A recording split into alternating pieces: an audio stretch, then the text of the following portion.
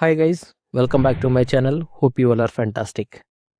Today I am back with another important topic in the Dynatrace that is related to the Dynatrace buckets.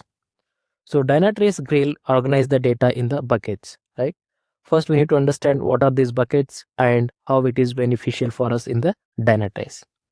I'll explain this one with the help of diagram. Let me open the paint.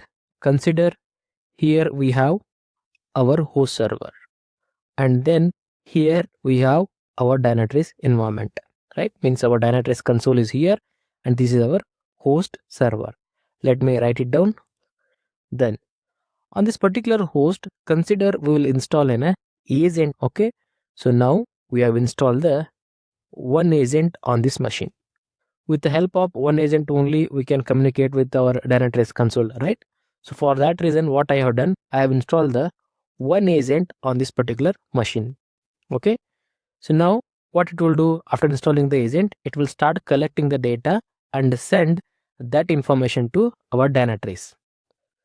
So to send the data to the Dynatrace console, it take use of the port 443 that we already know. Okay, what all are the data it will send into the Dynatrace console? Yes, it will send multiple information. It can be a metrics related or events related or logs, right? Or traces. So it can be anything. As soon as you install the one agent on particular host, it will start collecting all this information and it will start sending that information to our Dynatrace. That is how it works. Okay. So if this is one server, then we can easily segregate in the console. Okay, this is coming from this particular server and we can take the necessary action. Suppose in our environment, consider we have around thousands of servers. It can be a Windows or it can be a Linux. On all the servers, we have installed the one agent and those are sending the data to the Dynatrace. So how it will send? When it send metrics, events, logs, traces, right? It will be jumbled. So thousand servers are sending all these metrics. How we can segregate that data into the Dynatrace? There comes the important topic of buckets. So Dynatrace take use of the buckets. With the help of buckets, it segregate the data. So this one is our today's topic, buckets.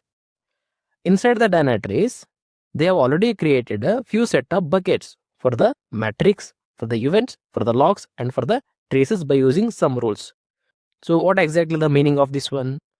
Consider from particular server a metric data is coming, like now it is sending the CPU usage data. Consider it is sending a CPU usage data. That is a metric. It could be a numerical number, right? Definitely it would be a metric. So when it is sending metric data, Dynatrace has a built-in rules. Based on that, it will identify whether it is a metric or event or a log or a trace. Suppose it belongs to a metric, then it will take that data and place that information in the metrics bucket. Okay. In Dynatrace also, we have already predefined buckets. For metrics, we have one bucket. For logs, we have one bucket. For traces, we have. For events, we have. I will show you that over the Dynatrace console as well. So now I'm just giving the background how it works. So whenever the data comes from the one agent, so Dynatrace will identify that and put that particular information in a separate buckets to properly organize the data or to write the DQL query, whatever it is, to optimize the complete performance. Where we will get that information, what are the different buckets were there? Let me show you that. I'll go to my Dynatrace console. I'll click on the apps and here we can type settings. Okay. Inside the settings, there is an option called storage management. You can see, right? Storage management, where it is inside the settings. So first you should go into the apps, then settings, then storage management. Inside the storage management, Dynatrace has given already predefined buckets to us. You can see, right? These are the bucket names. And of course, you are able to see what is the retention period for that one. What it means. So let me scroll down. So you can see, right? Retention period is changing. For few set of buckets, it is showing as 35 and few set of buckets, it is showing as 462. Consider we are talking about default matrix. Okay. So whatever the data we have in the Dynatrace related to the default matrix, our Dynatrace will hold that information up to 462 days. Up to 462 days. Likewise, if it is coming with respect to a default events related, then it will hold that information only for the 35 days. Like that, from this particular screen, we clearly understand what is the retention period for each bucket and what all are the different buckets were available. Of course, I can show the same information from running the DQL query as well, but just understand here. So you can see the bucket name and what is the retention period, and you can of course see the table name as well. And you can see one more important fields, that is status, whether this particular bucket is active or not, right? Suppose if you are not able to see the data properly over your Dynatrace, then you can verify this information whether that particular bucket is active or disabled. So with the help of that, we can come to know. And one more question will come to your mind, whether we should use these default buckets or is there any way to create the custom buckets? Yes, we have the option to create the custom bucket. Means whatever the data comes from particular 10 server, that particular data should go into a particular bucket. You can create the custom bucket with a name like Rudragoda. Okay, just for understanding, I'm saying I'll create a bucket called Rudragoda underscore logs, right? So whatever the log data comes from that particular server, it will directly go into this particular bucket only, Rudragoda underscore log bucket only. So how to do that? There are steps we need to follow that. If you want to know more about that one, let me know in the comment section. I will explain how to create the custom bucket in the Dynatrace. But for in this video, we're understanding just overview about the buckets. Okay. Now I will show you how you can get this information from the notebooks. That is nothing but DQL. Let me click on the notebooks and then click on plus, that is for new section, then DQL. To get what all are the buckets were available in your environment, you can type fetch. You know, right? Whatever the DQL query we write, it always most of the time start with the command fetch. Then you need to type DT system buckets. You can see, right? Dynatrace is already given. Simply select that one and then click on run. Hope you got the understanding of this particular one. What does DT.system buckets do in your Dynatrace?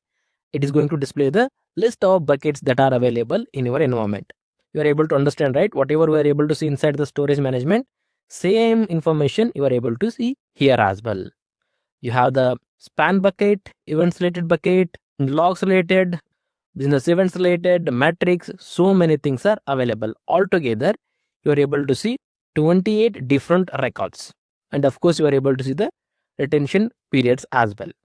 Now, one important point is the buckets, whatever given by the Dynatrace, we cannot modify that one. Keep this particular information in the mind. We cannot modify that one. But if you create it on your own, of course, you can modify it. We can change the names.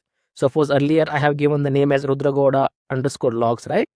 If you feel that is not a good one, then you can rename like xyz.log or xyz underscore log, something like that. So altogether, custom buckets you can modify, but the default buckets you cannot modify. Okay. Once you got the understanding about the buckets, you can take use of the tables to pull the data.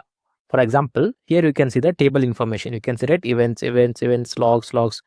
These are all the tables name. For example, you want to know the different logs available in your Dynatrace at this moment. You can simply remove this bucket information and then type the logs.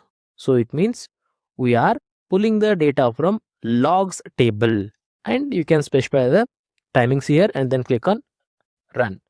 So that now it will display the logs associated with that particular table. Like that, if you want to know the data from the different tables, you can provide the name over here. You can see, right, these are the different tables you have right now. Davis event, user session, Davis problems. Like if there are any problems you are there, right? With the help of this particular table, you are able to see that information. And if you type few keywords, that would be more than sufficient to understand for the Dynatrace or to display the data associated with that. For example, here I can see the synthetic location table. What it will do, it is going to display the synthetic location information for us with the help of this particular table. Let me click on run. So it will give the idea about that. You can see, right, there are total 92 records. It means 92 different synthetic locations are available. How we arrived here? By using this particular table name. Hope you understood, right? Difference between the tables and the buckets. If you have any questions about this particular topic, just comment it out. I'll explain in the next video. Thanks so much for watching till the end. and bye for now.